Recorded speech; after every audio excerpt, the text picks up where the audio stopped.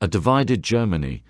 When the Second World War ended in May 1945, Germany was in ruins. Many cities had been bombed, factories destroyed, and millions of people were homeless. The country had lost the war, and the leaders of the victorious nations, the United States, the United Kingdom, France, and the Soviet Union, met to decide its future. They agreed that Germany would be divided into full zones of occupation. The American, British, and French zones were in the west, and the Soviet zone was in the east.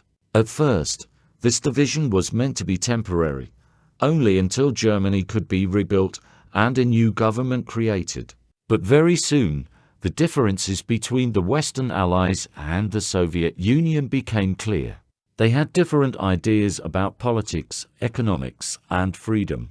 These differences grew into what we now call the Cold War, a time of tension, mistrust, and competition between East and West. Berlin, the capital of Germany, was also divided into four sectors, even though it was deep inside the Soviet zone. The western part of Berlin belonged to the Americans, British, and French, while the eastern part was controlled by the Soviets. In the late 1940s, the Western Allies combined their zones into one country, West Germany, officially called the Federal Republic of Germany. The Soviet zone became East Germany, officially the German Democratic Republic, or GDR. Life in the two German states soon became very different. In West Germany and West Berlin, people could vote in free elections, choose their jobs, and travel abroad. Shops were full of goods, from food to clothes to radios. Cultural life was open.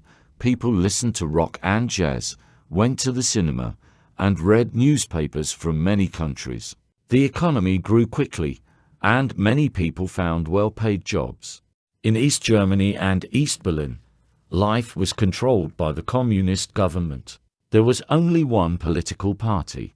The media, newspapers, radio, and television were controlled by the state. Shops often had shortages. People sometimes had to wait in long lines to buy basic items like sugar, coffee, or shoes. Travel to the West was restricted, and many people were watched by the secret police, the Stasi. Speaking against the government could mean losing your job or even being arrested. Because life was better in the West, many East Germans decided to leave. They could not easily cross the border between East and West Germany. It was already guarded, but in Berlin the situation was different. People could simply take a train, tram, or even walk from east to west. From there, they could travel to West Germany and start a new life. Between 1949 and 1961, about 3 million East Germans left their country, many through Berlin. This was a huge problem for the East German government. They were losing young, educated, and skilled people, doctors, teachers, engineers, who were important for the country's future. If the exodus continued, the GDR's economy and political system might collapse. On the night of August 12 to 13, 1961, everything changed. Without warning, East German soldiers, police, and workers moved into position along the border between East and West Berlin. They blocked roads with trucks, dug holes for fence posts, and unrolled barbed wire. Families who went to sleep in a united city woke up to find themselves separated. People on one side could not cross to the other, not to go to work, not to visit friends, not even to attend a funeral. In the following days, the temporary barbed wire fence was replaced with concrete blocks. Soon it became a high, solid wall. Over the years, the Berlin Wall grew stronger and more complex. It was more than 150 kilometers long. It consisted of two parallel walls, with a strip of land between them, the so-called Death Strip. This area was wide and open, covered with sand, so that footprints could be seen. It was brightly lit at night, with watchtowers every few hundred meters. There were armed guards with orders to stop anyone trying to escape, even to shoot. Guard dogs patrolled certain sections. Some parts of the death strip had anti-vehicle trenches or tripwires connected to alarms. For East Germans, the wall was not just a physical barrier. It was a symbol of fear and control. It cut through streets, separated neighborhoods, and even divided buildings. Relatives could wave to each other from a distance, but could not meet. Children grew up without seeing their grandparents. Lovers were separated. Even letters and phone calls were restricted. Despite the danger, some people still tried to escape. In the first year alone, dozens were killed. Others were caught and sent to prison. Yet some succeeded. They dug tunnels, hid in cars, or even floated over the wall in homemade hot air balloons. Each successful escape became a small victory for freedom, but each death was a tragedy that reminded everyone of the risks. For 28 years, the Berlin Wall stood in the heart of the city. It became one of the most famous symbols of the Cold War, the world's most visible sign of the division between East and West, communism and democracy, oppression and freedom. But by the 1980s, the world was beginning to change, and the wall, which had seemed so permanent, was closer to falling than anyone imagined. Winds of change. By the early 1980s, life in East Germany had become difficult for many people. The country was still under strict control of the Socialist Unity Party, and the Stasi, the secret police, watched the population closely. Everyday life was marked by shortages in shops, long lines, and limited choices. People often joked that in the West you could buy anything but had no money, while in the East you had money but nothing to buy. It was not entirely true, but it reflected how frustrated many East Germans felt. The government tried to show that East Germany was a strong and modern state. There were sports victories, cultural events, and big parades on national holidays. But behind the celebrations, people knew the truth. The economy was weak, technology was behind the West, and the gap between the two Germanys was growing larger every year. In 1985, a big change happened in the Soviet Union. Mikhail Gorbachev became the new leader. He introduced two important ideas: glasnost, which means openness, and perestroika, which means reform. Glasnost allowed people to speak more freely about problems. Perestroika aimed to change the economy and make it more efficient. Gorbachev also signaled that the Soviet Union would not use military force to keep control over Eastern Europe, as it had done in the past. These new ideas gave hope to millions of people in Eastern Europe, including East Germany. If the Soviet Union was changing, maybe their own countries could change too. Soon, in Poland, the Solidarity Movement, a trade union and social movement, negotiated with the government and won the right to hold free elections. By 1989, a non-communist government came to power in Poland, the first in Eastern Europe since World War I. In Hungary, another important change took place. The Hungarian government decided to open its border with Austria. This border was part of the Iron Curtain, the long line of fences, walls, and military zones that divided Eastern and Western Europe. When it opened, thousands of East Germans who were on holiday in Hungary used the chance to travel through Austria to West Germany. They left everything behind, their homes, jobs, and possessions, for the hope of a free life.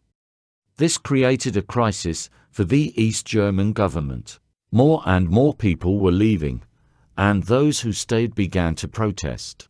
In cities like Leipzig and Dresden, peaceful demonstrations started to grow. At first, there were only a few hundred people carrying candles and signs. They walked together through the streets, calling for freedom to travel, free elections, and political reform. The police tried to stop them, sometimes using force. But the demonstrations continued and grew larger every week. By September 1989, the protests had become known as the Monday demonstrations, because they happened every Monday evening after prayers in local churches. People would meet in a church, light candles, and then walk peacefully through the city center. They chanted, "Wir sind das Volk," "We are the people," to remind the government that the citizens, not the party, held the real power. The East German authorities were alarmed.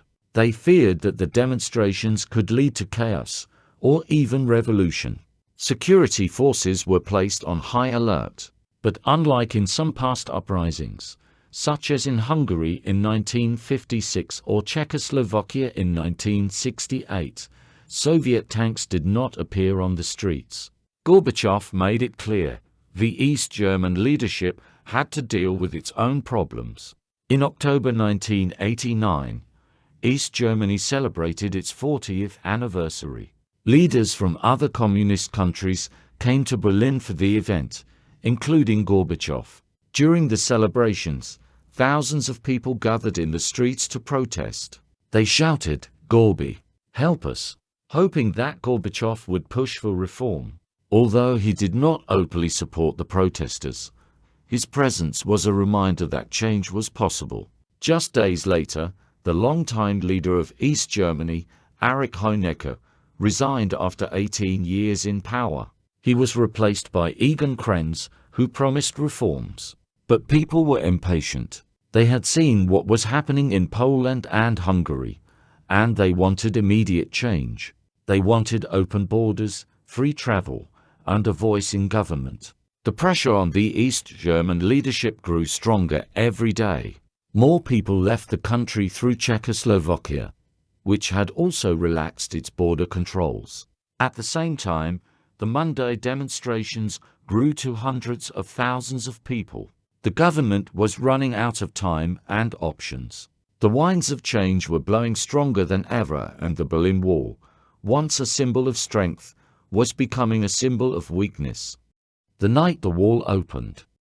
By early November 1989, East Germany was under intense pressure. Every day, thousands of citizens were leaving the country through Czechoslovakia and Hungary. Mass protests continued in Berlin, Leipzig, and many other cities. The Monday demonstrations had grown into one of the largest peaceful protest movements in Europe. The government knew that something had to change, but it did not know how to control the situation without losing power. On November 9, 1989, the East German leadership met to discuss a new travel policy. The idea was to make it easier for citizens to get travel visas, so they could visit West Germany and other countries. The change was meant to calm the protests and show that the government was listening. But the leadership planned to introduce the policy in a controlled way, with paperwork and waiting times. That evening, the government held a press conference to announce the decision. The speaker was Schabowski, a member of the East German Politburo. He was given a paper with the details of the new rules, but he had not been fully briefed on them. When a journalist asked, "When will this new regulation come into effect?" Schabowski looked at his notes. The text said the changes would happen without delay, meaning soon, but not instantly. However, Schabowski misunderstood and replied, "As far as I know, immediately, without delay." These words were broadcast live on television and radio. Within minutes, people all over East Berlin heard the news. Many believed it meant they could cross the border right away, without restrictions. Excited, they began heading to the border crossings, places like Bornholmer Street, Checkpoint Charlie, and other checkpoints along the wall. At first, the border guards were confused. They had no orders to open the gates. Crowds gathered and shouted, "Open the gate! We want to go through." The pressure grew. Some guards tried to call their superiors for instructions, but no one wanted to give the order to use force. The situation was tense, the guards were armed, but the crowd was peaceful. Still, everyone remembered that in the past, people had been shot for trying to cross. At the Bornholmer Street crossing, the officer in charge was Harald Scher. He saw the crowd growing larger and more restless. The people were not leaving, and more were arriving every minute. He feared that violence could break out if they tried to push the people back. Finally, just before 11:30 p.m., Jie made a historic decision. He ordered the barrier to be opened. The first people walked through cautiously, expecting to be stopped. But the guards did not stop them. Soon hundreds, then thousands of East Berliners were streaming through the checkpoint. Some ran. Some hugged strangers. Some simply stood and stared at the lights of West Berlin, tears in their eyes. On the other side, West Berliners were waiting. They welcomed the newcomers with flowers, champagne, and loud cheers. People climbed on top of the wall, waving flags, singing, and dancing. Television cameras captured the scenes and broadcast them around the world. It was one of the most powerful images of the 20th century, a divided city becoming one again. Throughout the night, more checkpoints opened. By midnight, the wall was no longer a barrier. People crossed freely, visiting friends and family they had not seen in decades. Some went to famous landmarks, like the Brandenburg Gate, just to stand in the place they had only seen from a distance. Others went shopping in the bright, crowded stores of the West, amazed at the variety of goods. For many, it felt unreal. Only hours earlier, the wall had seemed permanent, a part of life that would never change. Now, in a single evening, it was open. The sound of hammers and chisels soon filled the air as people began chipping away pieces of the wall as souvenirs. The Berlin Wall was no longer just concrete, it was history. That night, there was no violence, no bloodshed. The border guards simply let the people pass. It was a peaceful revolution, and it happened because thousands of ordinary people believed that change was possible and refused to stay silent. Life after the wall. When the Berlin Wall opened on the night of November 9, 1989, it was the beginning of a new chapter in German history. But the story did not end there. The days, weeks, and months after that night were full of excitement, hope, and also challenges. In the first days after the opening, East Berliners poured into West Berlin to explore. Many simply walked around the city, visiting shops, cafes, and parks they had only heard about before. Some went to see family members they had not met in decades. For many, the reunions were emotional. Hugs, tears, and long conversations lasted through the night. West Berliners welcomed their eastern neighbors warmly. There were free drinks in bars, free bus rides, and even free money. The West German government gave welcome payments to East Germans so they could buy things they needed. The atmosphere was like a giant street festival. Musicians played in public squares. People danced and sang. Tourists came from around the world to witness history in the making. Television showed images of people standing on top of the wall, waving flags and celebrating together. For a moment, Berlin felt like the happiest place on earth. But behind the celebrations, there were serious questions. What would happen next? East and West Germany had been separated for almost 40 years. They had different governments, different economies, and different ways of life. Reuniting them would not be simple. In the months after the wall fell, East Germany went through dramatic political change. The Socialist Unity Party lost its power. Free elections were held in March 1990, and the new government quickly began talks with West Germany about reunification. Leaders from both sides knew that the process had to move quickly, while the public was still united in its desire for change.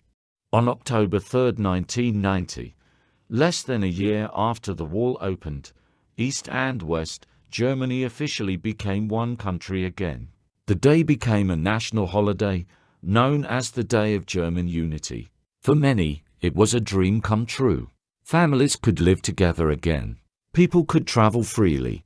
The old checkpoints disappeared, and the wall itself was taken down piece by piece. However, unification also brought difficulties. The East German economy was much weaker than the West German one. Many factories closed, and unemployment rose sharply in the east. Some people felt left behind, as the rapid changes were hard to adapt to.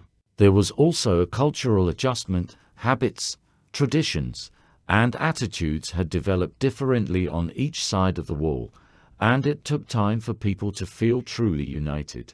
Despite the challenges, reunification was a powerful symbol for the whole world.